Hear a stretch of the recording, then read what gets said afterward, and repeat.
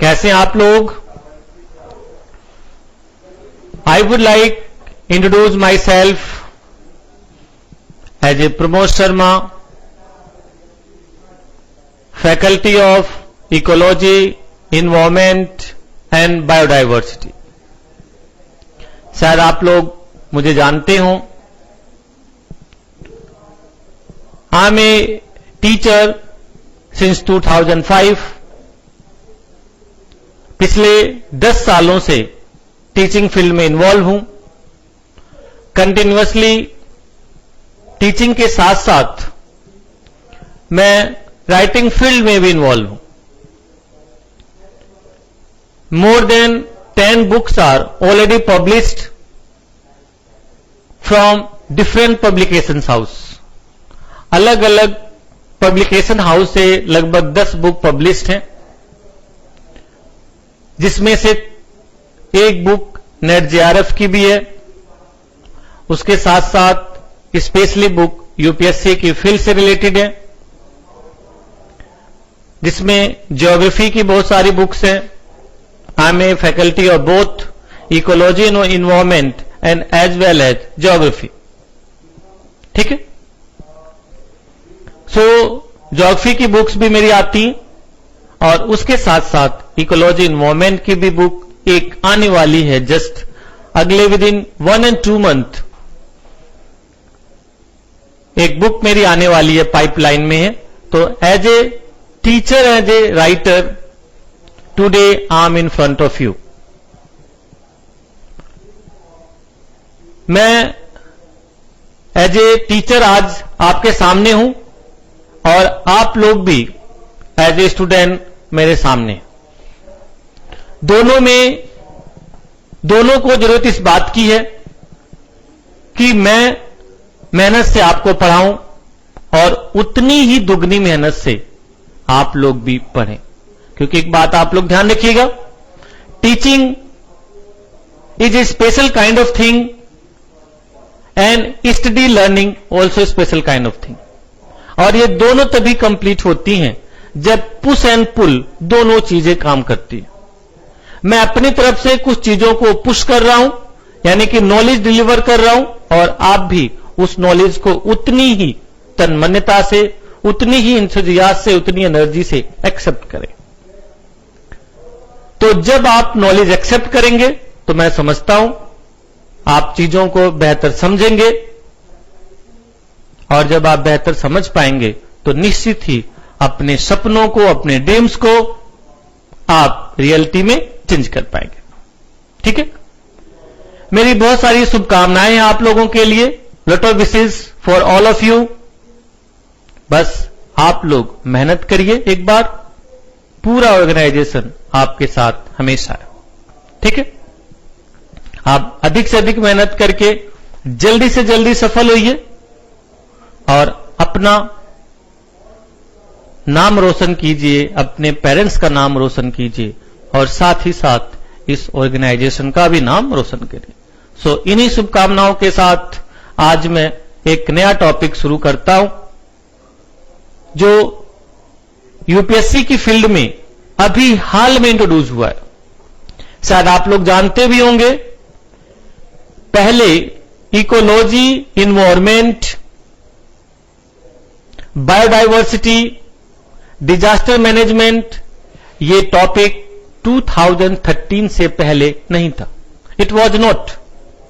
It was first time introduce in 2013 for mains examination and 2011 for prelims examination.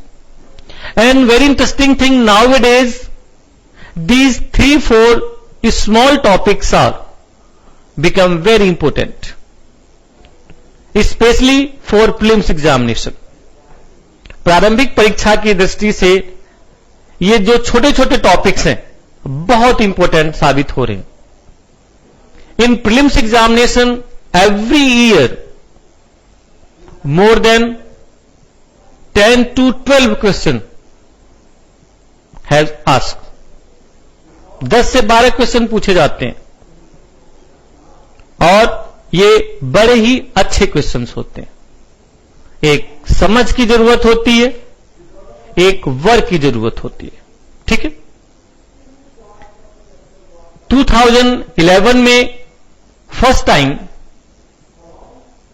आप लोगों ने IFS service सुना होगा। I think you know about IFS, Indian forest service.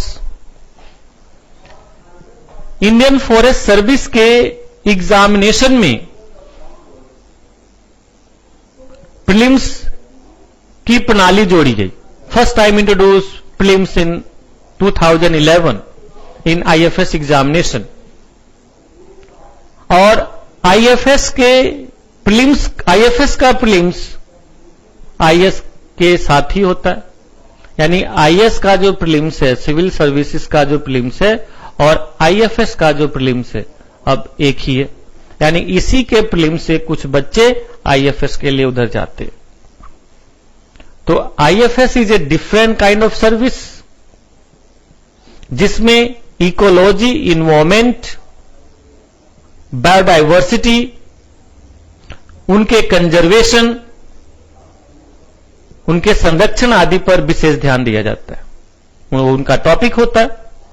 तो उसी से रिलेटेड टॉपिक अब यहां पर भी इंट्रोड्यूस करा दिए गए हैं, जिसका रिजल्ट ये है कि अब बहुत सारे क्वेश्चंस यहां से पूछे जाते हैं। ठीक है। जरा मैं सबसे पहले तो ये कहना चाहूंगा कि कौन कौन से टॉपिक आपके पेपर में दिए गए हैं, उन पर आप लोग ध्यान दीजिए। आपके प्रारंभिक परीक्षा में विशेष रूप से इन्वायरमेंटल इकोलॉजी जो पहला टॉपिक है, दैट इज इन्वायरमेंटल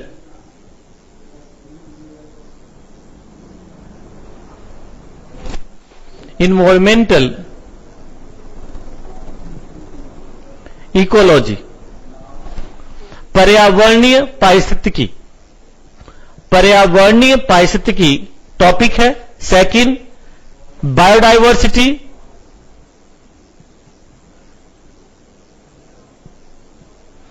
जैव विविधता, और तीसरा जो टॉपिक है वेदर चेंजिंग या climate changing.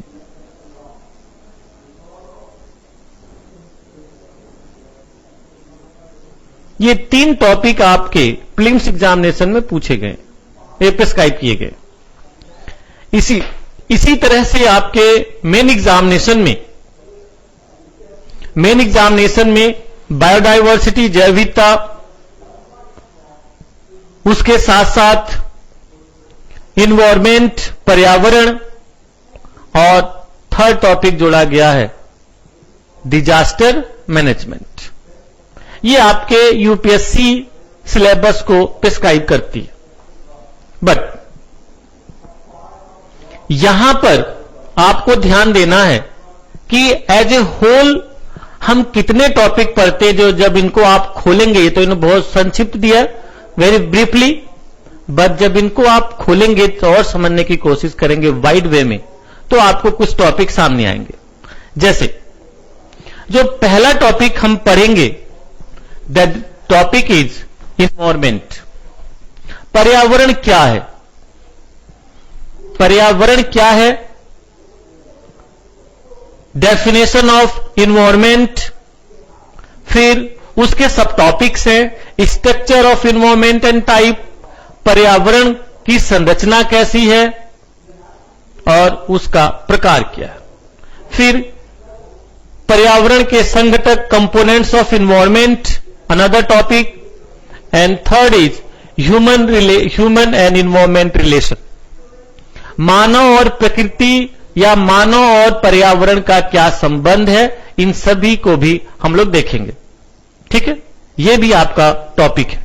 And next, impact of human on environment, मानव का पर्यावरण पर प्रभाव, मानव का पर्यावरण पर प्रभाव, ये कुछ टॉपिक्स पहला है। Second, ecology and ecosystem, ecology and ecosystem, पारिस्थितिकी एवं पारिस्थितिकी तंत्र। पारिस्थितिकी एवं पारिस्थितिकी तंत्र में बहुत सारे टॉपिक हैं। ये एक बड़ा टॉपिक है, उसका भी कंपोनेंट्स क्या क्या हैं, क्या क्या इसमें चीजें हैं, ऐसे कौन कौन से फैक्टर्स हैं। जब हम इकोलॉजी और इकोसिस्टम को पढ़ेंगे तो यहां पर फैक्टर्स की कुछ बातें होंगी कि कौन कौन से फैक्टर्स हैं जिससे हमारी इकोलॉजी, हमारा इकोसिस्टम बनता है और अफेक्टेड होता है। ठीक है, इस पर डिटेल चर्चा होगी। उसके साथ साथ खाद्य जाल, फूड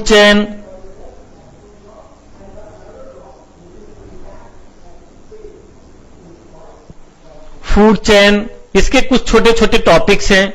उसके साथ साथ फूड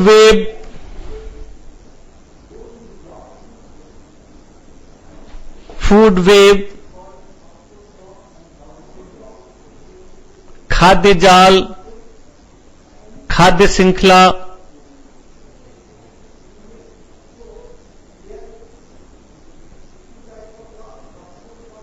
ये हमारे टॉपिक होंगे। यानी कि factors, food chain, food web और बहुत सारे टॉपिक्स हैं, इन पर हम लोग डिटेल चर्चा करेंगे। एंड नेक्स्ट टॉपिक, सामुदायिक अंतःक्रिया। नेक्स्ट टॉपिक इज सामुदायिक अंतःक्रिया, कम्युनिटी इंटरेक्शन। आप लोग जानते हैं कि पारिस्थितिकी जो है, it's a interaction of biotic and abiotic. जीव जंतुओं का आपसी जो इंटरेक्शन है, संबंध है, उसको हम लोग देखेंगे यहां पे।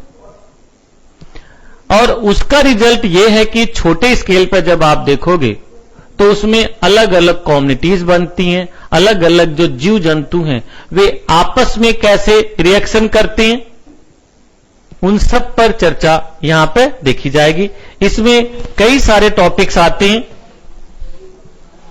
इसमें कई ऐसे बहुत से टॉपिक हैं, जैसे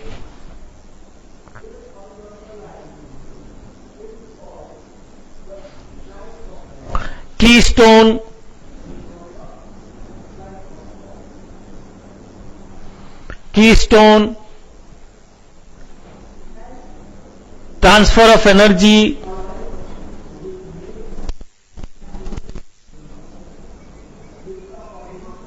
जंतुओं का एक दूसरा ट्रांसफर, एनर्जी का एक दूसरे से एक जंतु से दूसरे जंतु में ट्रांसफर, इन सब पर हम लोग चर्चा करें। नाइट्रोजन चक्र, nitrogen cycle, carbon cycle,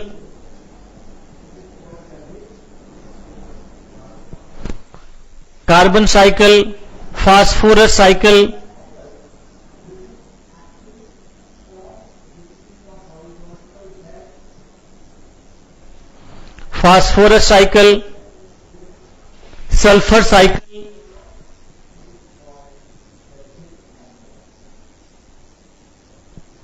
water cycle,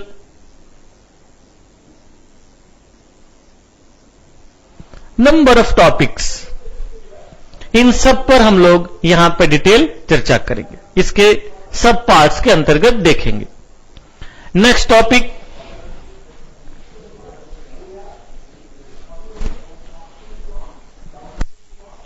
topic, biosphere. Biosphere में जीव जंतु कहां कहां मिलते हैं, क्यों मिलते हैं, इन सब पर हम लोग देखेंगे अलग अलग। फिर विश्व के प्रमुख जीवों, वर्ल्ड में जंतुओं के कुछ क्षेत्र मिलते हैं जहां पर उनकी अधिकता देखी जाती है, तो उन्हें ही हम लोग जीओम कहते हैं। जहां पर कुछ विशेष तरह के जीव जंतु बड़ी संख्या में मिल रहे हो, ठीक है, वो कुछ विशेष दशाओं की वजह से मिलते, तो उन्हीं दशाओं, उन्हीं का वितरण, इन सब पर हम लोग चर्चा विशेष रूप से करेंगे। इसके साथ साथ नेक्स्ट टॉपिक है बायोडायवर्सिटी। विश्व के अलग अलग भागों में जीव जंतुओं का अलग अलग वितरण है और यह वितरण कुछ निश्चित कारकों से प्रभावित है। जैसे एक सिंपल सा फैक्ट है कि विषुवत रेखी क्षेत्र में या विषुवत रेखी क्षेत्र का जो विस्तार है वो विश्व के कुल क्षेत्रफल के लगभग 13.5% रीजन में, बट इस रीजन में मोर देन 40% बायोडायवर्सिटी मिलती है। तो it's a matter of thinking, it's a matter of concern, what the cause behind this. यहां पर क्षेत्र कम है पर जनसंख्या, जहां पर जंतुओं की मात्रा संख्या ज्यादा है, तो उन्हीं सब कारणों पर हम लोग चर्चा करेंगे। उसी के साथ एक अगला टॉपिक है इन्वायरमेंटल डिग्रेडेशन एंड पॉल्यूशन। आपके प्रीलिम्स के पेपर में, आपके मेंस के पेपर में यह टॉपिक बहुत इंपॉर्टेंट, जितना बायोडायवर्सिटी का इंपॉर्टेंट है ऐसे ये भी टॉपिक वेरी इंपॉर्टेंट। तो हम लोग विभिन्न प्रकार के जो प्रॉब्लम्स है, पॉल्यूशन है, पॉल्यूशन के प्रकार हैं, आप लोगों ने सुना होगा, जल प्रदूषण, water pollution, air pollution, soil pollution, सुना होगा मैं समझता हूं। फिर आजकल एक और इलेक्ट्रॉनिक्स पॉल्यूशन, एक नया पॉल्यूशन हो गया। तो अलग अलग तरह के, चाहे वो एयर पॉल्यूशन हो, नॉइज पॉल्यूशन हो, सॉइल पॉल्यूशन हो, इलेक्ट्रॉनिक्स पॉल्यूशन हो, वाटर पॉल्यूशन हो, different kind of pollutions are there. We will discuss all the pollution, हम लोग उन सब पर चर्चा करेंगे, क्योंकि ये आपके एग्जामिनेशन के पॉइंट ऑफ व्यू से सभी इंपॉर्टेंट। कितने प्रकार के हैं, कैसे होते हैं, इस पर चर्चा होगी, और इनको कैसे मैनेज करना है, ऐसे क्या किया जाए कि ये समस्या ना हो, इनका मैनेजमेंट भी होना चाहिए। तो next topic is environmental planning and management, ठीक है। And next topic is contemporary issues, समसामयिक मुद्दे। यह भी एक बहुत ही महत्वपूर्ण बात है। इकोलॉजी मूवमेंट के रीजन में, इस क्षेत्र में बहुत सारे काम हो रहे हैं, बहुत सारी अवधारणाएं आ रही हैं। जैसे अभी आप लोगों ने कार्बन प्रिंटिंग, कार्बन फुटप्रिंट, बहुत सारी चीजें सुनी होंगी, कार्बन क्रेडिट, बहुत सारी policies planning government of India की आ रही हैं। इन सब पर हम लोग डिटेल चर्चा करेंगे, ठीक है। प्रेजेंट में जो भी चीजें चर्चा में, जो भी चीजें हैं जो आपके मेंस के एग्जामिनेशन में स्पेशली इंपॉर्टेंट हो सकती हैं, and not only mains as well as prelims examination, उन पर हम लोग चर्चा करेंगे। क्लियर? इस पर आप लोगों को एक मैं इनसाइट डेवलप कराने की कोशिश करूंगा, एक विजन डेवलप कराने की कोशिश करूंगा कि कैसे भविष्य में आप लोग इन सब चीजों को देखेंगे। इसमें मैं एक बात जोड़ना चाहूंगा कि आप सबसे पहले इसके लिए कुछ चीजों को ध्यान दीजिए। जैसे मैं समझता हूं लेक्चर आप लोग ध्यान से सुनिए, देखिए उसको, उसके साथ साथ सप्लीमेंट के रूप में एक कोई बुक जरूर पढ़िए। सप्लीमेंट के रूप में कोई एक बुक जरूर पढ़िए। जैसे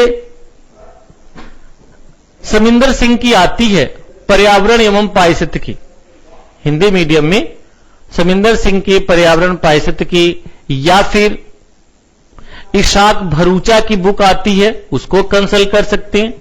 या फिर ध्यान रखें कोई एक, या मैं इसलिए वर्ड यूज कर रहा हूं, आइदर समिंदर सिंह और इशाक भरूचा, या फिर you can consult notes of IGNOU. Notes of IGNOU also very useful. और मैं जल्दी ही आप लोगों को यहां से नोट्स प्रोवाइड कराऊंगा, आपके एडप में मिलेगा, उसको आप लोग देख सकते हैं. ठीक है. इसके साथ साथ कुछ चीजों पर मैं आप लोगों को मैप्स के थ्रू प्रैक्टिस कराऊंगा. मैप्स के थ्रू प्रैक्टिस कराऊंगा, वो आप लोग सभी काम करिए. क्लास के बाद एक बार जरूर बुक्स पढ़िए. बुक्स की स्टडी बहुत जरूरी है, या नोट्स जो दिया जाएगा उसकी स्टडी बहुत जरूरी है. ठीक है. और उसके साथ चिंतन मनन करिए. प्रेजेंट टाइम में जैसा मैंने कहा कि यह टॉपिक बहुत इंपॉर्टेंट है, तो इसके लिए आप कुछ करंट में जो चीजें हैं उन पर ध्यान दीजिए. आप लोग शायद एक मैगजीन आती है साइंस रिपोर्टर्स, उसको पढ़िए, या कभी कभी world focus magazine that's publish in both medium Hindi and English. World focus also very good. या फिर योजना आप पढ़ते होंगे. योजना में भी कई बार इकोलॉजी इन्वायरमेंट से रिलेटेड, पर्यावरण से रिलेटेड टॉपिक्स आते रहते हैं, उन पर आप लोग ध्यान दीजिएगा. इसके साथ साथ आप लोग डेली न्यूज़पेपर्स जरूर पढ़िए, जिसमें कई बार कुछ करंट्स की घटनाएं आती रहती, चेंजिंग आती रहती. I am specially requesting for English medium student, you read The Hindu, especially Thursday edition.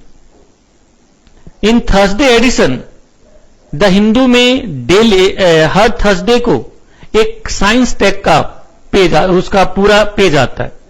तो साइंस टेक के पेज में कई बार इकोलॉजिकल इन्वायरमेंटल इश्यूज भी आते हैं.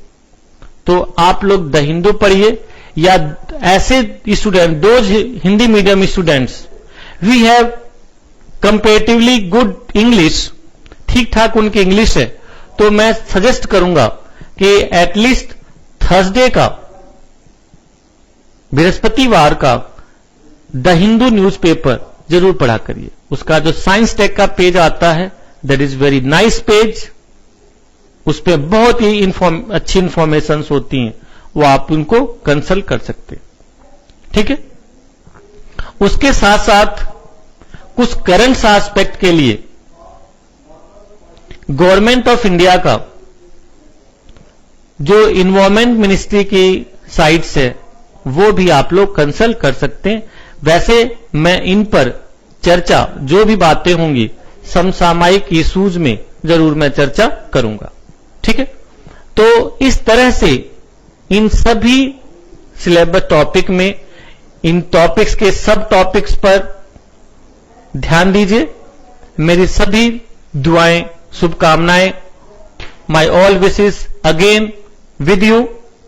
आज इंट्रोडक्शन की क्लास थी, पहली क्लास है, इतना ही रहने देते और उसके बाद कल से हम लोग फिर से मिलते और अपनी स्टडी को आगे बढ़ाते.